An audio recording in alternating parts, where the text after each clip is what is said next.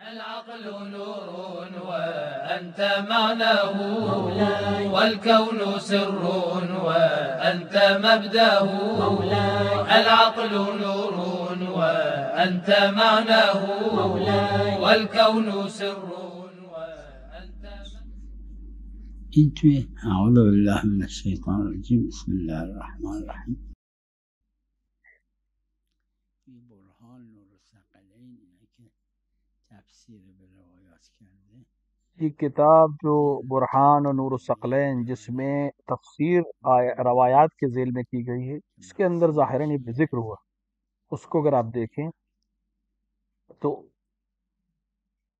آیات بینات جو آیت میں آیا ہے اس سے مراد کیا ہے، یہ وہاں پر آپ کو آسانی سے مل جائے گا اس کتاب میں.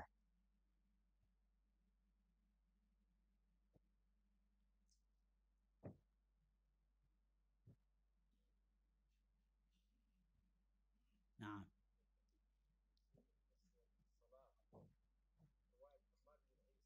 نعم.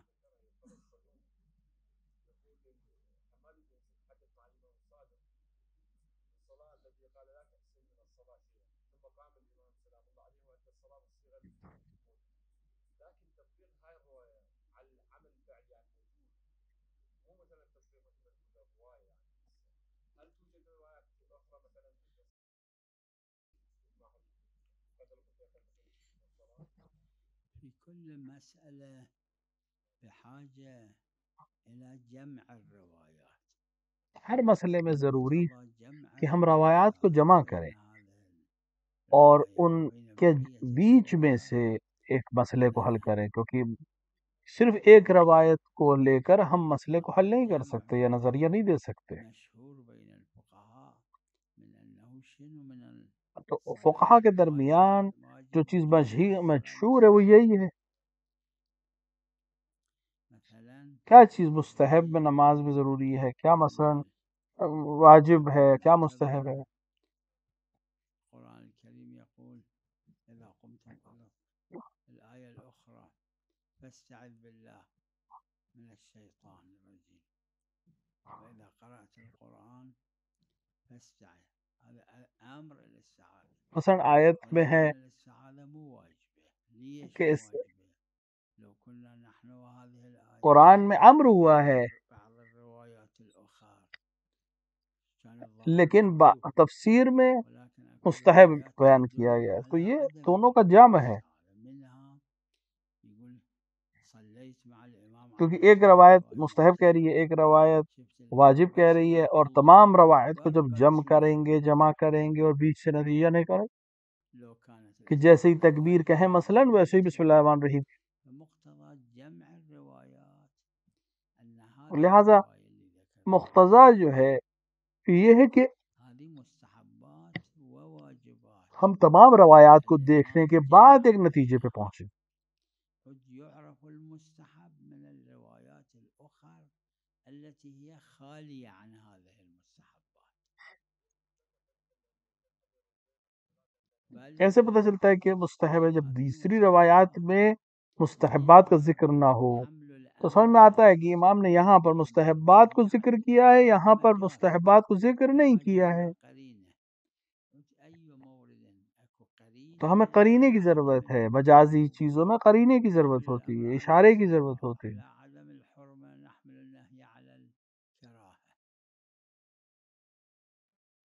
اگر عدم وجوب ہے تو ہم امر کو مستحب پر حمل کریں گے، اگر نہیں ہے لیکن وہ حرمت کی دلیل ہمارے پاس نہ ہو تو ہم اسے کراہت پر معنی کریں گے.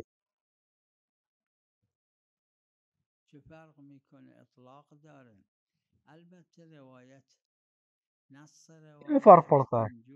مطلق ہے، نص سے روایت یہ ہے، ایسی نہیں ہے.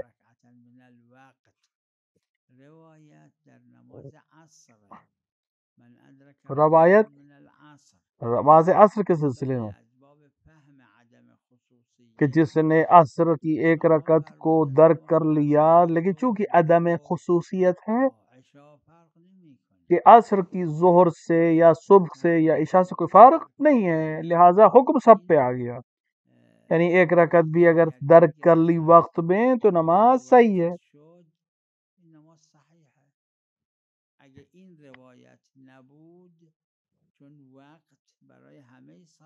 کیونکہ اگر یہ روایت نہ ہوتی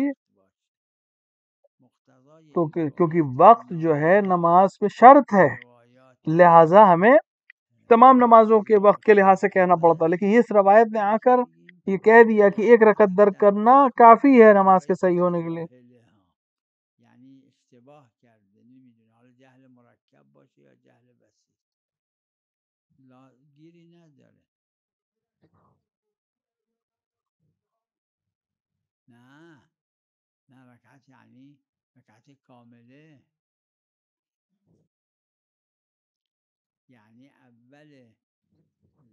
رکعت یعنی پوری رکعت، یعنی ایک پوری رکعت وقت میں درک کی ہو.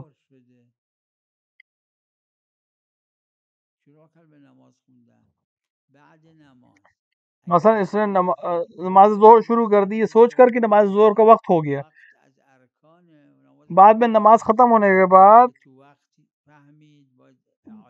اس کو معلوم ہوا کہ پوری نماز ظہر کی اذان سے یعنی وقت سے پہلے اس نے پڑھ لی، یہ نماز باطل ہے، پھر سے پڑھے گا.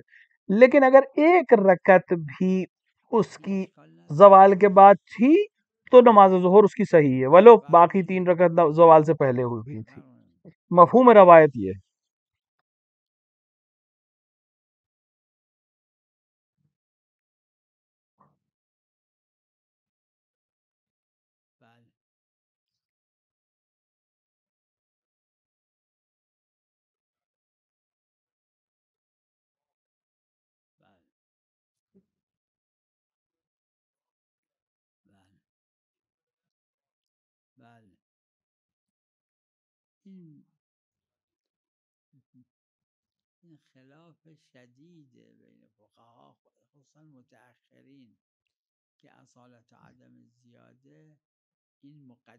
اس مسئلے میں فقہا کے درمیان بہت شدید اختلاف کہ اصالت عدم زیادہ یہ نقیصہ کے اوپر مقدم ہے یا نہیں، کیونکہ زیادہ ہے، چونکہ زیادہ کی بات ہے لہذا نقیص کے مقابلے میں اس کا احتمال کم ہے.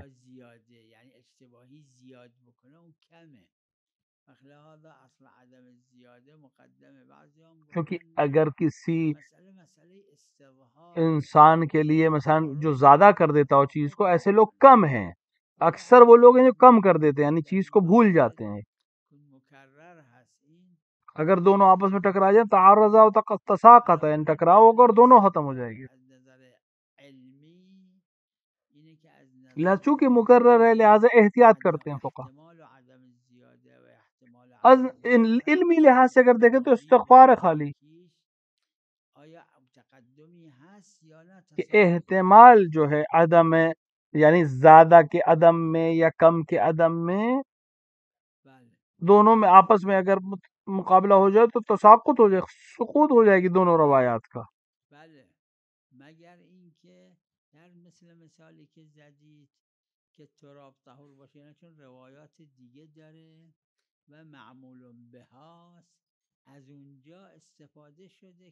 چونکہ آپ نے مثال دی مٹی کی، لیکن دیگر روایات آ کر مدد کرتی ہیں کہ اس کو الوح کا ہے،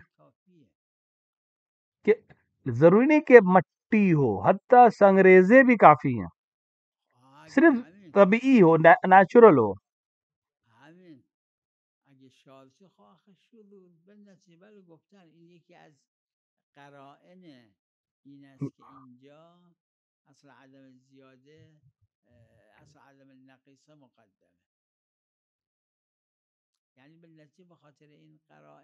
قرائن موجود ہیں کہ یہاں پر نقیض مقدم ہے.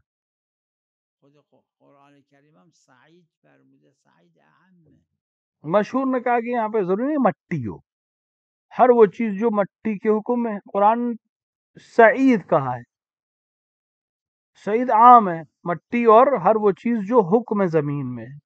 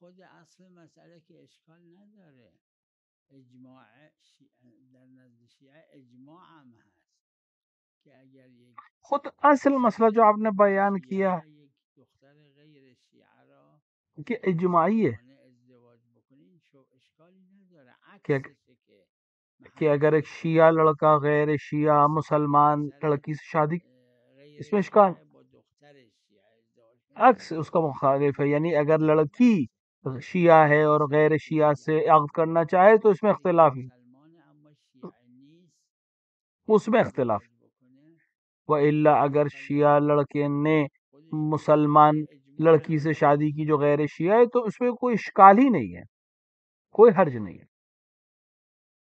نعم اجماع علماء شیعہ ہے اس پر کہ اس پہ کوئی اشکال نہیں ہے، صرف عکس مسئلہ میں یعنی کہ لڑکی شیعہ ہے اور شوہر غیر شیعہ ہے تو علماء میں اختلاف ہے کہ جائز ہے کہ نہیں۔ اذا عرفا يعتبر تصرفا في هذا المغصوب الصلاة باطلة، ها بلیغ فرق اكو، يعني اگر عرف میں اس کو غصب میں تصرف مانا جائے تو نماز باطل ہے، هذا يعتبر تصرف وعلى المشهور الصلاة باطلة، اما اذا لا يعتبر تصرفا مثل فد واحد مثلا کوئی انسان ابا ڈال کر نماز پڑھے، ابا ظاہری طور پر تصرف، عرف میں تصرف ہے کہ نہیں، اگر ابا ڈال اگر غصبی ابا ہے تو نماز باطل ہے، بس اس کے کندھے پہ ابا پڑی ہوئی ہے۔ اذا تحرك يعتبر هذا تصرفا، قبل لا يتحرك هذا لا يعتبر تصرف، ذب العباية صلاته مو باطل، المصداق لازم يكون مما يعتبر مثلا تصرف، کھڑا ہوا اس نے نیت کی نماز شروع کی، رکوع میں جانے سے پہلے اس کو خیال آ جائے کہ ابا غصبی اتار دے تو یہ تصرف نہیں کہلاتا، تصرف اگر یہ تصرف سمجھا جائے غصبی مال میں تو اس لباس میں نماز باطل ہو جائے گی یا جگہ پہ نماز باطل ہو جائے گی۔ اگر عرفاً این در خود غصب همین رو اشکال کردن، اما مشهور جواب دادن گفتن اگر عرفاً واحد باشه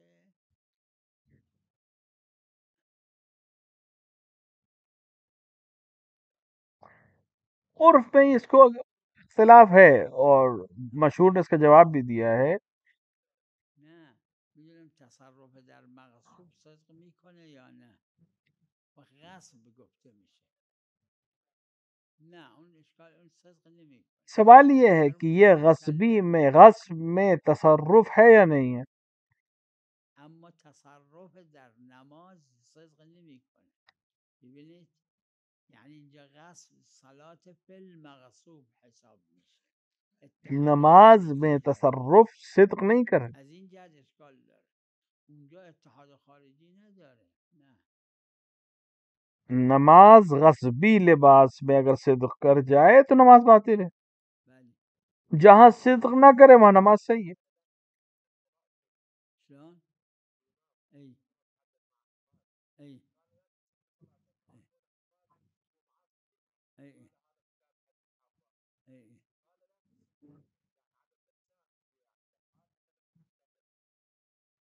ای يعني مع المستحبات بقرينة ذكر مجموعة من المستحبات لا تحتمل یعنی مستحبات کے لا ساتھ صلاة لجار المسجد إلا في المسجد، جب قرینہ ہے کہ جب تمام مستحبات کو ذکر کر رہے ہیں، الصلاة الكاملة الشاملة مثلا لا صلاۃ لجار المسجد الا فی المسجد، یہ مستحب یعنی نماز کو اس کی نماز کو مستحبات کے ساتھ نماز اس کی تب قبول ہو، کوئی قرینہ موجود ہے، الصلاة مستحبات يعني مو واجبات،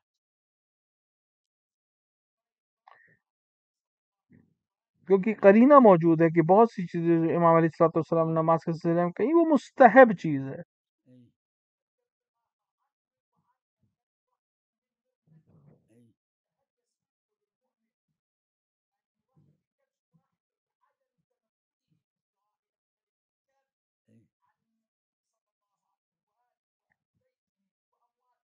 ليش لا؟ في المستحب ما يخالف، في الواجب لا يجوز. حد کیوں نہیں؟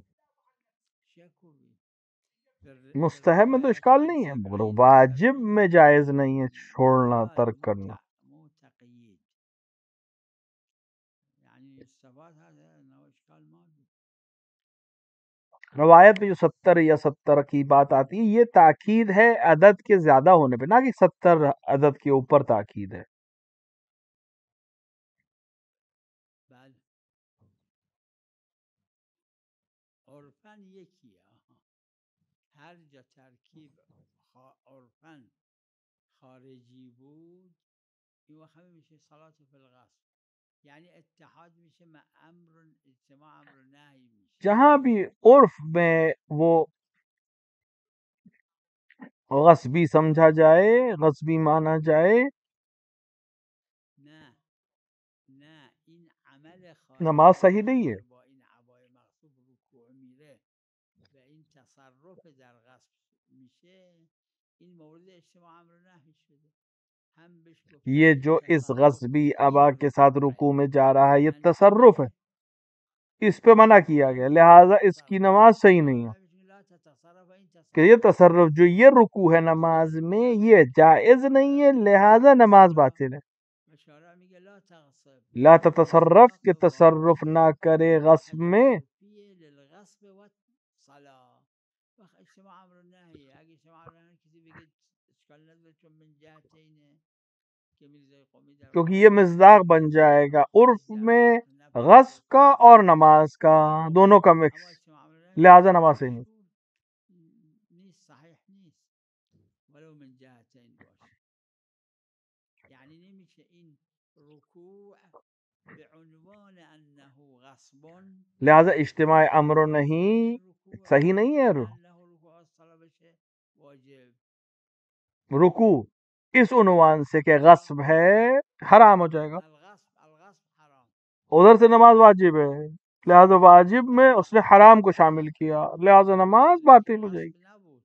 کیونکہ غصب حرام ہے. نه کیونکہ جب تک کھڑا تھا یہ انسان، جب تک کھڑا تھا یہ رکوع میں نہیں گیا تھا، یہ چیز خود همون رکوع شده. تصرف بے غصب نہیں تھا. لیکن جیسے ہی اس نے بدن کو حرکت دی، یہ لباس غصبی میں کا استعمال ہے عرف میں.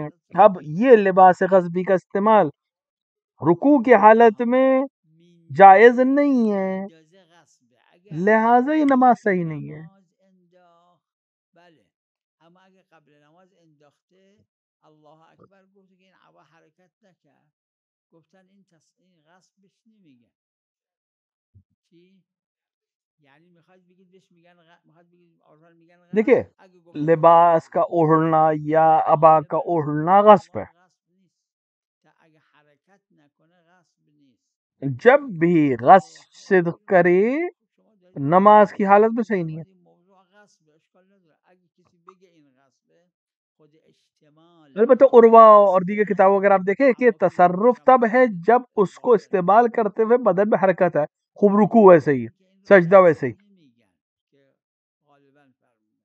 لہٰذا غصبی ابا جو بدن پر ہے اس کے ساتھ رکوع میں جانا، سجدے میں جانا اشکال سے خالی نہیں ہے اور نماز کو باطل کر دے گا. مو متحد مع اجزاء الصلاة. النظر الى الاجنبي ما يخالف، عمل حرام النظر الى ما يحرم النظر اليه، صم الصلاة مو باطل لان ہاں اتحاد ما وہاں جب ایک انسان اجنبیہ خاتون پر نظر کرتا ہے تو یہ العمل ایسا نہیں ہے کہ جو نماز کو باطل کرے، ولو اس نے حرام انجام دیا، کیونکہ یہ حرمت نماز کی ہو کہ صحیح ہونے کو مبطل نہیں کرتی. حج صحیح بالاجماع. درک اختیاری مشعر، درک 9 مسئلے ہیں، اختیاری عرفات تنها، درک اضطراری دونوں عرفات کو تنها. اختیاری درک کر لینا مشعر میں اور عرفات میں صحیح ہے. ایک جگہ کا اضطراری، ایک جگہ کا اختیاری، صحیح. 9 مسئلے ہیں، 9 شقیں ہیں اس میں، کچھ اختلافی ہے. بعض میں مناسک میں اگر آپ جا کے دیکھیں میری تو آپ کو تفصیل مل جائے گی. چه عرفات چه مشعر حج صحیح. میرا نظریہ یہ ہے کہ ان 9 مسئلے میں اگر اضطراری وقوف عرفات یا اضطراری وقوف مشعر کوئی ایک بھی کر لیا تو حج صحیح ہے. تو مقتضی یہ ہے تمام روایتوں کو جمع کرنے کے نتیجے میں، اور میرا نظریہ بھی مشہور کے موافق ہے، وہ یہ کہ اگر اضطراری وقوف کہیں ایک کا انجام دے دیا ہے تو حج صحیح ہے.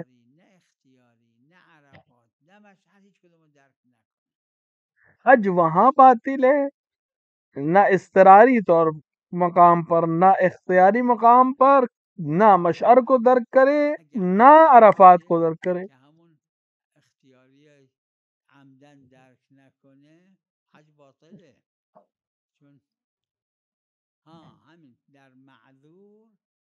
اگر ہم جان بوجھ کے کرے تب تو معلوم ہی ہے کہ اس سے جان بوجھ کے اختیاری طور پر چھوڑا ہے. ہاں معذور کی بات ہے، جس کو روکا گیا کسی وجہ سے نہیں پہنچ سکتا، کسی ایک کو درک کر لیا. ہاں اگر دونوں میں سے کسی کو درک نہیں کیا، نہ اضطراری نہ اختیاری، تو حج باطل ہے.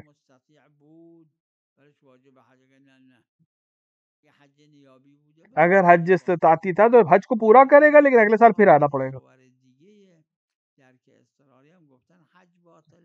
حج باطل ہے، چاہے اس کا اپنا حج ہو یا دوسرے کا حج ہو. اس کے اوپر ضروری ہے کہ اس حج کو پورا کرے، اگلے بار پھر حج کرے.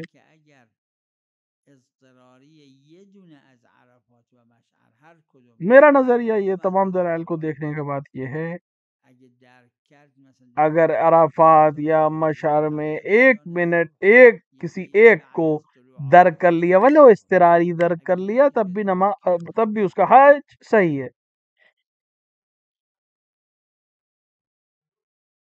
کسی ایک کو درک کر لے.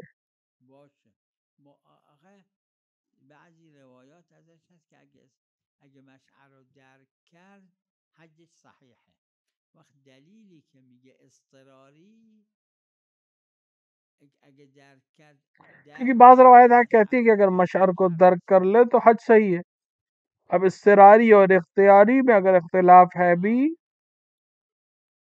تب بھی اضطراری بھی اس نے اگر مشعر کو درک کیا، تب بھی مشعر کو درک کیا اس کا، اور یہ کافی ہے حج کے صحیح ہونے کے لیے. باقی اعمال کو انجام دے گا. ہاں اگر دونوں میں سے کسی کو بھی درک نہیں کیا، تب بھی بعد کے تمام احکام کو انجام دے گا، ارکان کو انجام دے گا، اگلے سال پھر حج کرے گا. حج باطل ہے لیکن وہ انجام دے گا تمام ارکان حج کو. لیکن یہ حجۃ الاسلام نہیں ہوگا، یا نیابتی حج ہے تو اس کا حق ادا نہیں ہوگا.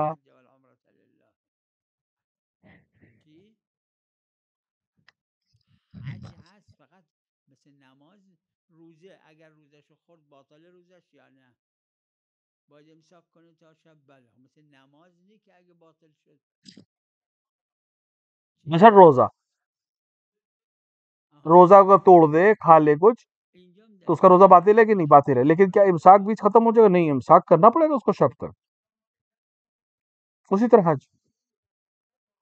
اتم الحج والعمرۃ للہ، یعنی تمام کرو حج کو اور عمرے کو اللہ کے لیے. یہ اسی بات کے لیے ہے کہ ولو حج باطل ہو گیا ہے لیکن اپنے باقی اعمال کو انجام دے گا. حتیٰ اگر کوئی مثلا روایت خاص ہے، اجماعی ہے، کہ اگر مشہر میں پہنچنے کے بعد اس کو معلوم ہو جائے گا اس کا حج باطل ہے، تب بھی تمام ارکان حج کو انجام دے گا. یعنی وہاں سے مزدلفہ جائے گا، منا جائے گا، قربانی دے گا، رمی کرے گا، تمام طواف کو انجام دے گا. احرام سے نہیں نکلے گا باہر.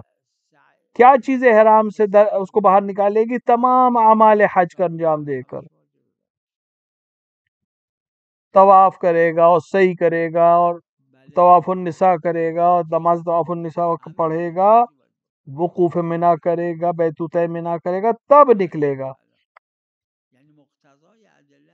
تمام ارکان کو انجام دے گا.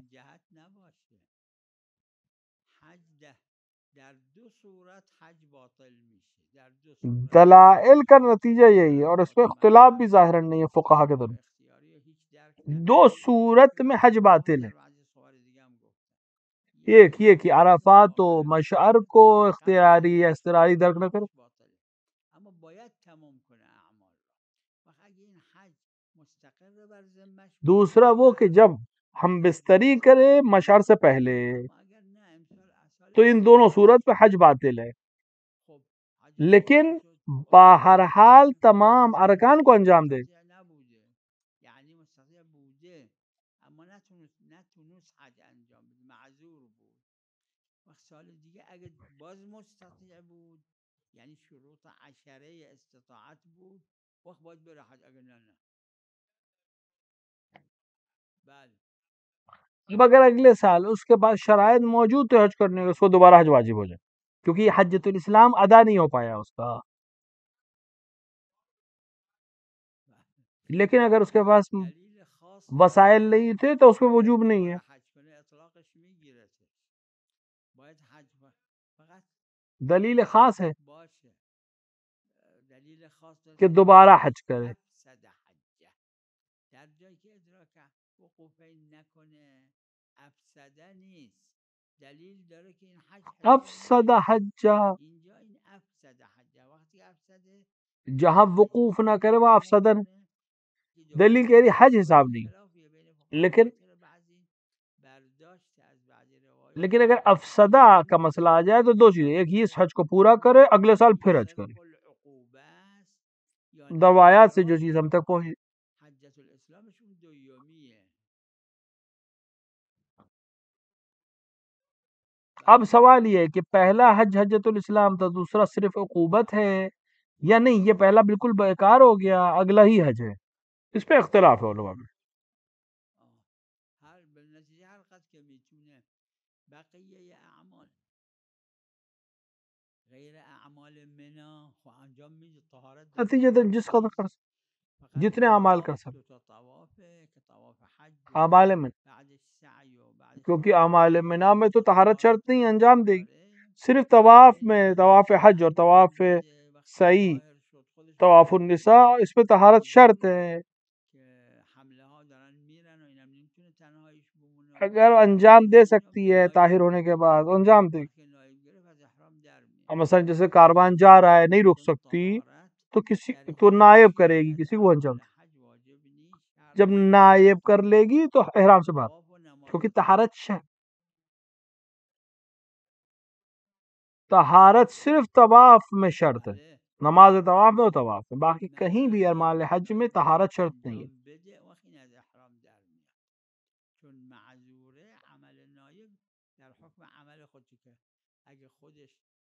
نہیں، احرام سے نکل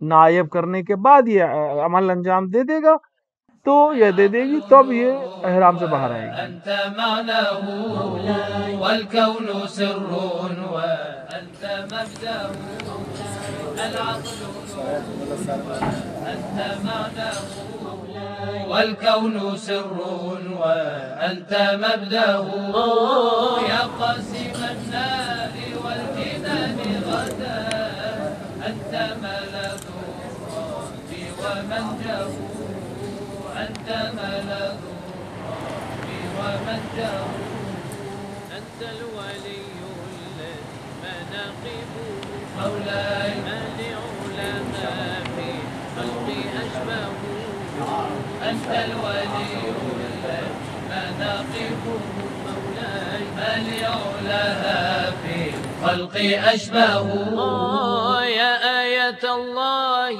في العباد